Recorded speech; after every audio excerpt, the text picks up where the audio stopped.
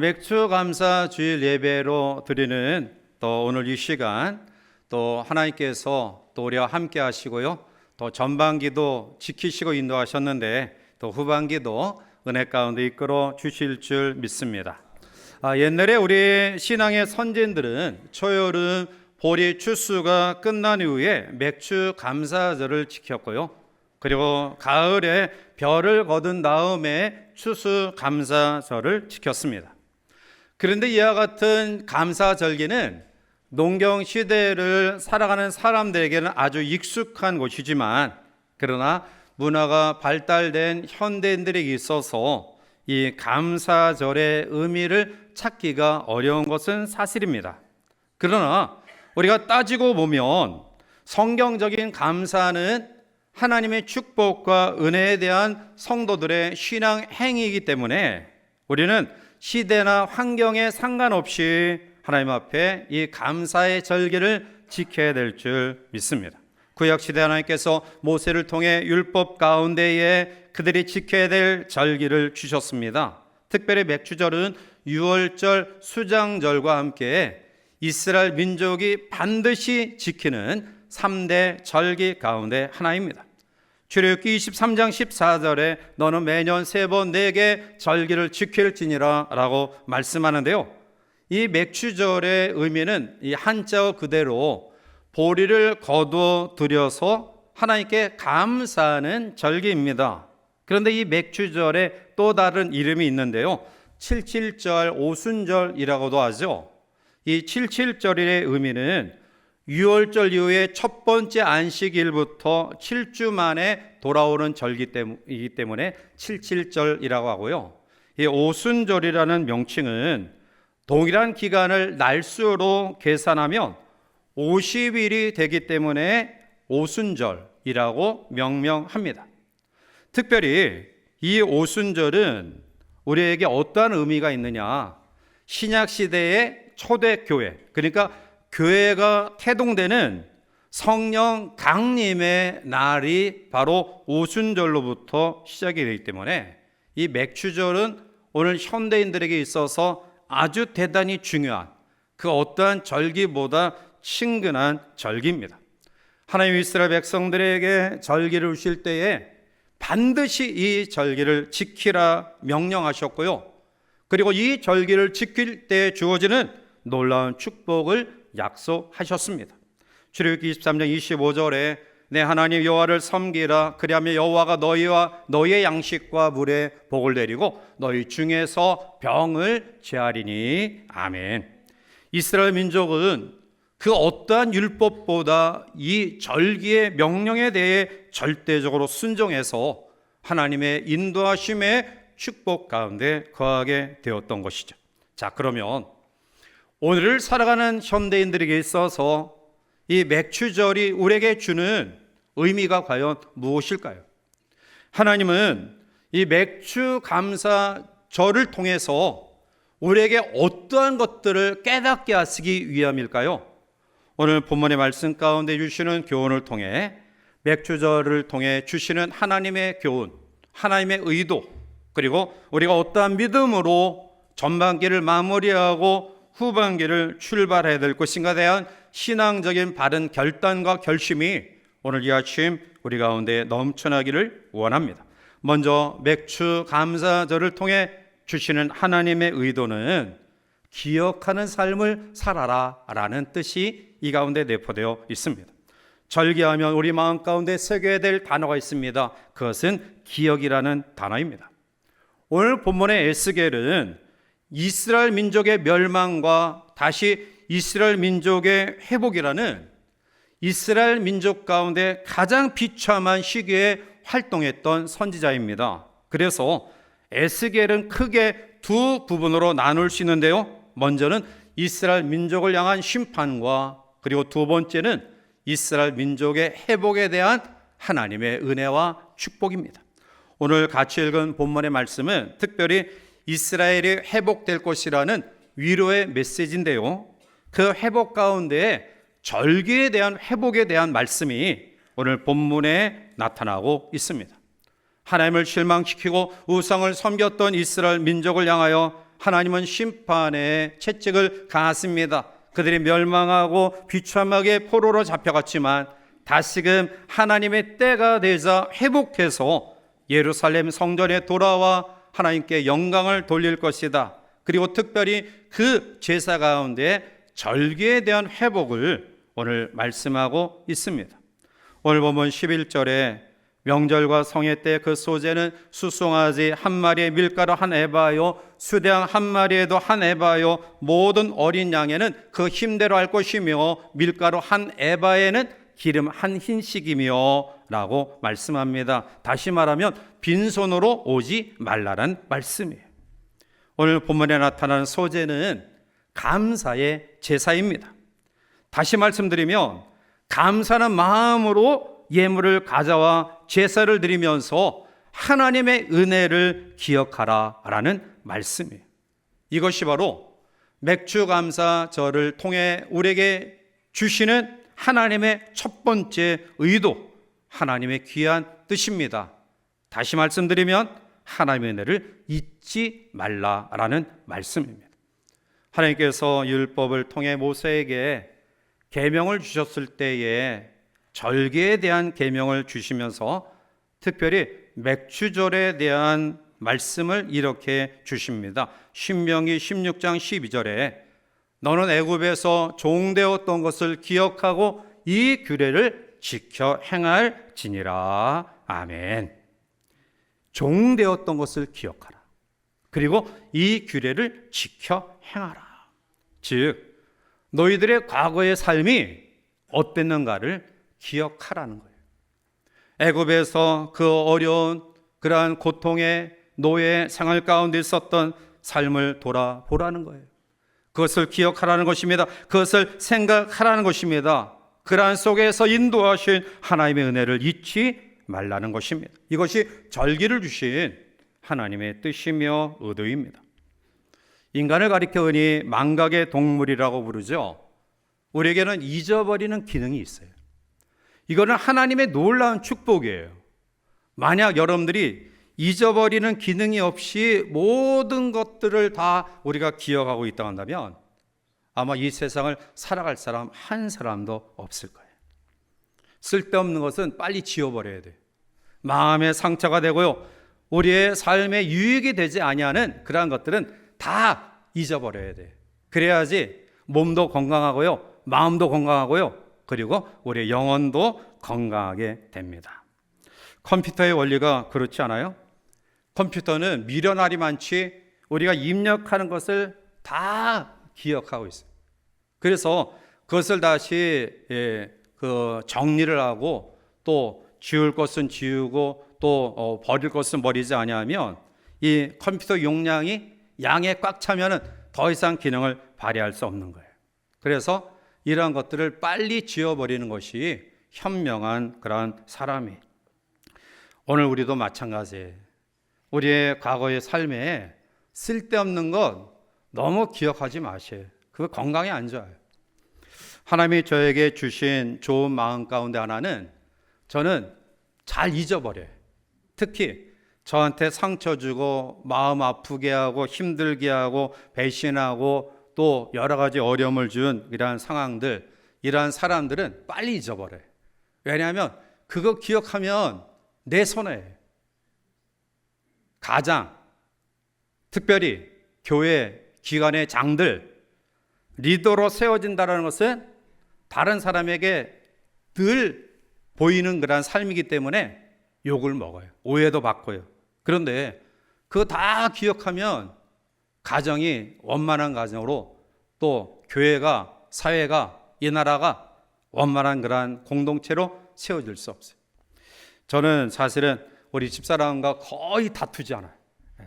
일생을 돌이켜보면 뭐 큰 소리 나고 싸운 적이 한 번도 없었던 것 같아요. 뭐 믿거나 말거나. 그러나 하여튼 저는 그런 마음을 가지고 있는데요. 그런데 의견 다툼이 있다 할지라도 저희는 아이들이 이제 시집가기 출가하기 전에도 네 식구가 밤 10시에는 꼭 모였어요. 그래서 차를 나누면서 하루의 일과를 이야기하고 또 마무리 돌아가면서 기도하고 하루의 일과를 마쳤어요.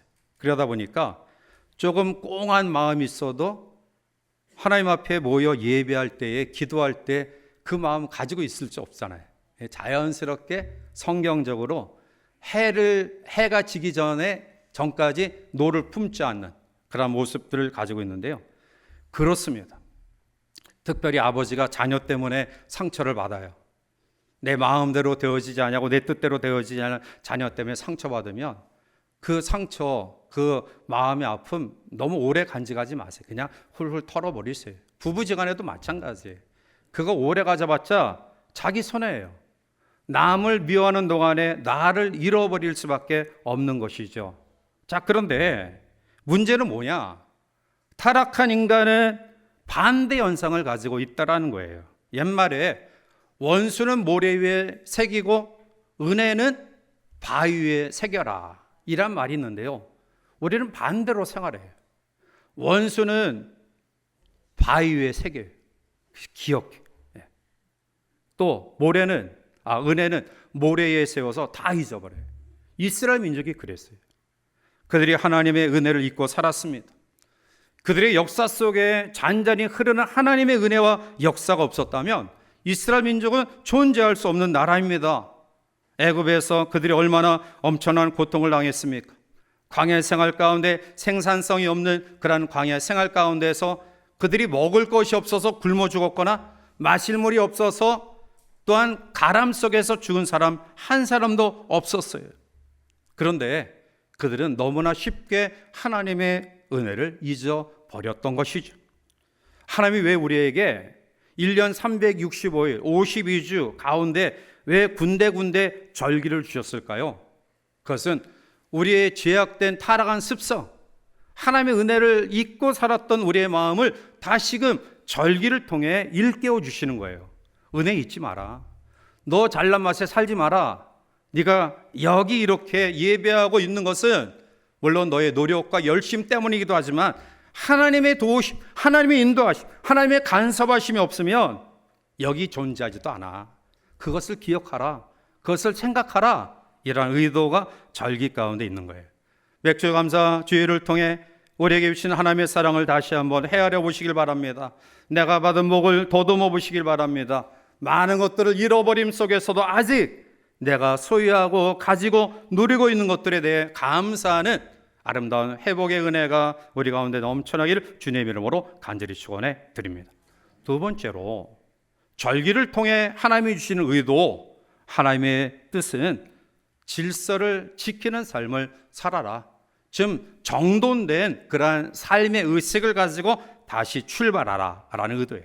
자, 오늘 본문 9절 말씀 가운데 보면 그러나 모든 정한 절기에 이 땅 백성이 나 여호와 앞에 나올 때는 북문으로 들어와서 경배하는 자는 남문으로 나가고 남문으로 들어오는 자는 북문으로 나갈지라 들어온 문으로 도로 나가지 말고 그 몸이 앞으로 향한 대로 나갈지며. 아멘. 이것이 절기를 지키는 규례예요. 북문에서 들어오면 반드시 남문으로 나가라.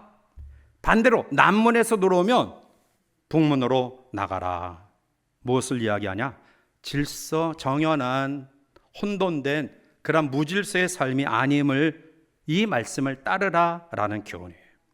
이스라엘 민족은 우왕좌왕 살다가 정신없이 세상 것에 취하여 살다가 심지어는 성전에서 제사를 위한 제물을 팔다가도 절기가 시작되면 반드시 질서를 지켰어요.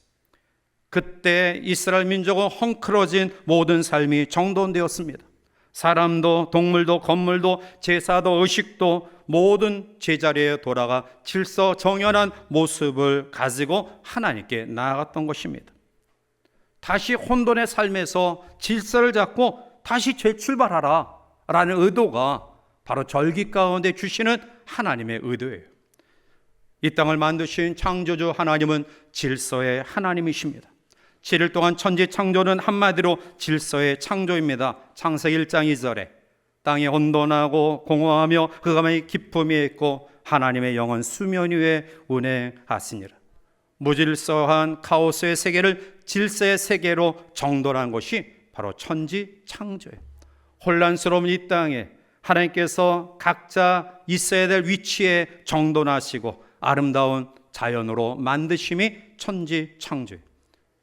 우리가 하나님이 창조하신 이 세계를 바라봅시다. 질서의 향연 아닙니까? 꽃이 피고 집니다. 계절은 봄, 여름, 가을, 겨울로 순환됩니다. 비가 오고 눈이 내리고 바람도 붑니다. 때로는 우리가 없어서는 좋을 뻔했던 장마도, 무더위도, 그리고 때로는 태풍도 우리 가운데 와요. 어느 것은 우리가 없었으면 좋겠다라는 마음을 가지지만 그렇지 않습니다. 이 자연 세계의 운행 가운데 이 모든 것들은 다 나름대로 필요한 목적을 가지고 존재하는 것들이에요. 고린도전서 14장 33절에 하나님은 무질서의 하나님이 아니시오 오직 화평의 하나님이시라 모든 성도가 교회 상과 같이 라고 말씀하고 있어요. 왜 바울은 하나님은 질서의 하나님이라고 고린도 교회를 향하여 절규하며 외쳤을까요? 그 이유는 고린도 교회의 이러한 이유 때문입니다. 그들은 탁월한 리더들이 있었고요, 또 영적인 은사를 다양하게 받았습니다. 그 어떠한 교회보다도 예루살렘 교회 다음으로 가장 뛰어난 조직과 또 모든 체계와 그리고 물질적인 배경을 갖춘 교회. 그런데 고린도 교회에 내에 문제가 생겨납니다. 공적인 예배 시간에 다른 사람 배려하지 아니하고 큰 소리로 방언으로 기도합니다. 신앙의 기준도 신령한 것이 하나님의 은사지 그렇지 않은 것은 하나님의 은사가 아니다. 자기가 받은 은사만이 최고라고 여기며 주변의 사람들을 깔봅니다. 비웃습니다. 인간관계 속에서도 나는 누구 파다, 나는 아볼로 파고 나는 베드로 파다, 나는 사도 바울 파다.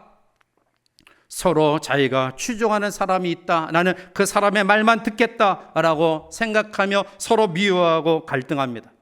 가정에서도 부부지간에, 부모와 자녀지간에 하나님께서 원하시는 성경적인 원리대로 살아가지 못하고 따로 지내는 혼란과 분란이 교회와 가정 속에 가득합니다. 그래서 바울은 선언하는 것입니다. 하나님은 무질서의 하나님이 아니시다. 질서를 좀 지켜라.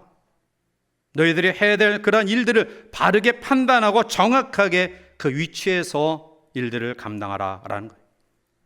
우리가 표요 가운데에 질서는 편하고 아름답다라는 표요가 있죠. 그렇습니다. 병목 현상이 일어나는 그러한 길목에서 서로 먼저 가겠다고 그냥 앞바퀴 내밀고 이렇게 하면은 결국 지체돼요. 그러나 오른쪽에 있는 차가 한 대 가고 왼쪽에 있는 차가 한 대 가고 서로 어금 맡겨서 가면은 그게 빠른 거예요. 질서는 편하고 아름다운 것입니다. 여러분, 이 땅과 이 나라가 이러한 혼란과 분란 속에 있는 이유가 무엇일까요? 그것은 자리를 지키지 못했기 때문이에요. 지도자가, 정치인들이, 교육자가, 종교인들이, 그리고 여러 분야에 있는 경제인들이 자기 역할, 자기 위치에서 자기의 역할을 감당하지 못하니까 결국은 나라가 그렇게 혼란스러운 가운데 있지 않습니까? 교회도 마찬가지고요, 가정도 마찬가지예요. 우리 주어진 위치에서 자기 자리를 지키며 질서정연하게 하나님의 의도하신 그러한 삶을 살아갈 때 행복한 가정, 편안한 교회, 그리고 발전하는 나라가 될 줄 믿습니다. 신앙인은 질서를 따라 살아가야 돼요. 하나님께서 맥주감사 주일을 통해 우리에게 다시 한번 문을 두드리십니다. 하나님 앞에 엉클어진 너의 삶, 신앙의 상태를 다시 한번 정돈해서 어지러운 마음, 하나님 앞에 옳지 못했던 생각들, 주님 앞에 게으르고 나태했던 우리의 신앙들 다시 한번 예배의 자리, 기도의 자리, 찬양의 자리, 봉사와 헌신의 자리, 사랑의 자리를 다시 한번 회복하라. 이것이 맥주절이 하나님께서 우리에게 주신 두 번째 의도입니다. 여러분, 여러분의 삶이 이탈된 가운데 있지는 않습니까? 여러분들이 삶을 무엇이 혼란스럽게 만듭니까? 규모 없이 의식 없이 살았던 우리의 전반기의 삶이 있다고 한다면 다시 한번 하나님이 우리에게 요구하시는 것처럼 이 모든 것들을 신앙으로 잘 정돈해서 하나님이 보시기에 합당한 믿음의 삶으로 후반기를 출발하시기를 주님의 이름으로 간절히 축원해 드립니다. 세 번째로 맥주 감사절을 통해 우리에게 주시는 하나님의 의도는 앞으로 나아가라, 전진하는 삶을 살아라, 좀 더 성숙한 성장하는 믿음으로 나아갈 것을 이야기합니다. 오늘 본문 9절에 보면 그러나 모든 정한 절기에 이 백성이 나 여호와 앞에 나올 때는 북문으로 들어와서 경배하는 자는 남문으로 나가라. 남문으로 들어온 자는 북문으로 나갈지라. 그리고 이어서 들어온 문으로 도로 나가지 마라. 그 몸이 앞으로 향한 대로 나갈지며 라고 말씀. 들어온 문으로 도로 되돌아가지 마라. 그리고 앞을 향해 나아가라 라는 말씀. 동일한 의미로 12절에도 이야기하죠. 만일 군주가 자원하여 번제를 준비하거나 혹은 자원하여 감사제를 준비하여 나 여호와께 드릴 때에는 그를 위하여 동쪽을 향한 문을 열고 그 번제와 감사제를 안식일에 드림같이 드리고 밖으로 나갈지며 나간 후에 문을 닫을지니라. 왕조차도 다시 되돌아가지 못하도록 뒷문을 걸어 잠그라는 거예요. 앞으로 나아가라는 거예요. 여러분, 이 땅에 세 종류의 사람이 있습니다. 하나는 과거 집착형의 사람이에요. 늘 과거만 생각해요. 과거의 향수에 젖어 있으면서 과거와 비교해요. 내가 왕년에는, 내가 옛날에는 대기업의 간부고 또 사업도 잘하고 건강했는데 그게 어쨌단 거예요. 그게 뭐 대수로워요. 그런데 오늘의 삶을 보니까 그렇지 못하니까 위축된 거예요. 위축된. 과거 집착형의 사람, 하나님 앞에 옳지 않아요. 두 번째는 현재 만족형의 사람이 있어요. 여기가 좋사오니 이대로가 좋습니다. 어떠한 사람들이죠? 베드로, 야고보, 요한. 변화산의 예수님의 변형의 모습을 보고 너무 황홀하고 아름다우니까 주여 우리가 초막셋을 여기서 지어서 우리가 여기서 거하고 싶습니다. 저 산 밑으로 우리를 미워하고 우리를 힘들게 하고 삶에 여러 가지 문제가 있는 저 산 아래로 내려가기 싫습니다. 이러한 사람에게는 발전이 없어요. 미래가 없습니다. 어떠한 예를 예수님이 들고 있느냐? 누가복음 12장 20절에 보면 하나님이 이르시되 어리석은 자여 오늘 밤에 내 영혼을 도로 찾으리니 그러면 내 준비한 것이 누구의 것이 되겠느냐 하셨으니, 어리석은 부자는 내가 열심히 노력해서 내가 거둬들였으니 내 창고를 크게 짓겠다. 나를 위해서 그것을 크게 짓겠다. 그리고 먹고 마시고 즐기겠다. 주님이 말씀하죠. 내 영혼을 오늘 밤에 하나님이 데려가시면 네가 준비한 그것이 누구의 것이 되겠느냐. 세 번째는 미래지향적인 사람이 있어요. 이 사람은 과거를 잊지 않지만 그러나 집착하진 않아요. 현실을 수용하고 인정하고 감사하되 거기에만 머물지 않습니다. 대표적인 사람이 사도 바울이에요. 빌립보서 3장 13절과 14절에 형제들아 나는 아직 내가 잡은 줄로 여기지 아니하고 오직 한 일, 즉 뒤에 있는 것을 잊어버리고 앞에 있는 것을 잡으려고 표대를 향하여 그리스도 예수 안에서 하나님이 위에서 부르신 부름의 상을 위하여 달려가노라. 아멘. 바울이 성공적인 삶을 살았던 이유가 뭘까요? 그는 과거에 집착하지 않고요, 현재 그의 업적에 만족하지 않고요, 날마다 부름의 상을 향해 앞으로 전진하는 삶을 살았기 때문에 그렇습니다. 오늘 우리는 어떠한 사람이 되어야 될까요? 어떠한 모습으로 이곳에 하나님께 예배하고 있는지요? 우리는 뒤로 물러가 침륜에 빠질 사람들 아닙니다. 그런 어리석은 사람 아닙니다. 하나님이 우리를 축복하셔서 앞으로 나아갈 수 있도록 부르시고 능력과 은혜를 주시는 하나님의 사람인 줄 믿습니다. 맥주감사절, 왜 1년의 절기의 딱 절반에 우리에게 허락해 주셨을까요? 우리의 과거에 집착하지 말라는 거예요.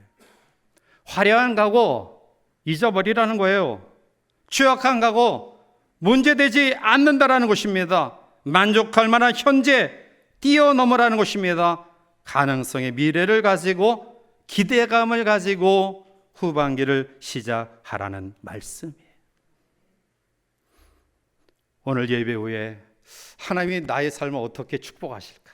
하나님이 나의 삶을 어떻게 인도하실까? 기대감이 없어요? 이 한 주간을 출발하면서 하나님께서 이 한 주간 지난주에 경험하지 못했던, 내가 생각할 수 없었던 은혜를 어떻게 나의 삶으로 하나님이 펼쳐주실까? 이런 기대감 있길 바랍니다.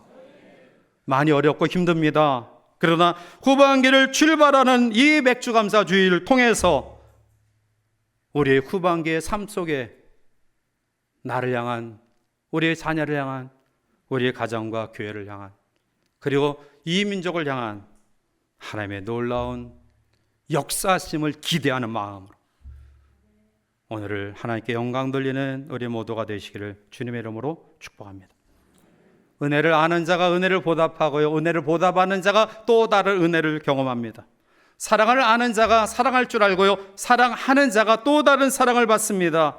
감사를 아는 자가 감사할 줄 알고요, 감사하는 자에게 또 다른 감사의 일이 생깁니다. 오늘 이 아침 우리의 마음과 우리의 몸과 우리의 물질을 정성을 다하여 받으시는 하나님께 드리며 오늘 우리에게 주신 절기의 바른 의도 기억하라. 은혜를 생각하라. 우리의 혼란스러운, 나태하고 게을렀던 염려와 걱정으로 가득 찼던 우리의 마음 말씀으로 정돈해서 다시 한번 출발해라. 머물지 말라. 여호와의 하나님이 너와 함께 하시며 필요한 부분들을 예비하시고 인도하신다. 이 하나님의 역사를 기대하며 앞으로 나아가라.